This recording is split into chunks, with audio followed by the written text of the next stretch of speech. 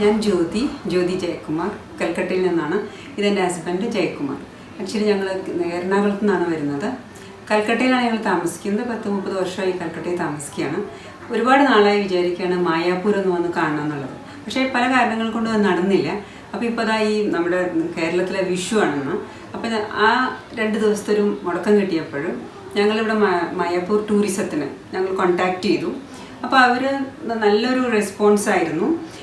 നമുക്ക് വേണ്ട റൂം കൂടാതെ തന്നെ ഇവിടെ ഒന്ന് കറങ്ങി കാണാനുള്ളത്. കാരണം ഞങ്ങൾ ആദ്യമായിട്ടാണ് വരുന്നത്. ഇതിനെക്കുറിച്ച് ജസ്റ്റ് നമ്മൾ യൂട്യൂബിലോ അങ്ങനെയൊക്കെ കണ്ടിട്ടുള്ള പരിചയം മാത്രമേ ഉള്ളൂ. അപ്പോൾ അവരെല്ലാ കാര്യങ്ങളും ഞങ്ങൾക്ക് ഏർപ്പാടാക്കി തന്നു. ഒരു ബോട്ട് റൈഡ്, അതിൽ ഗംഗ ആരതിയൊക്കെ ചെയ്തു ഞങ്ങൾ. പിന്നെ എല്ലാം ചുറ്റി കാണിച്ചത് ഇവിടെ എല്ലാം ക്യാമ്പസ് ടൂറൊക്കെ ഉണ്ടായിരുന്നു. അപ്പോൾ ആർക്കെങ്കിലും വരണമെന്ന് ആഗ്രഹം ഉണ്ടെങ്കിൽ തീർച്ചയായിട്ടും മായാപൂർ ടൂറിസത്തിനെ സമീപിക്കുക. നിങ്ങൾ എന്തായാലും മായാപൂർ സന്ദർശിക്കണം. നല്ലൊരു അവസരമായിരിക്കും നിങ്ങൾക്ക് ഉണ്ടാക്കി തരുന്നത്. Thank you.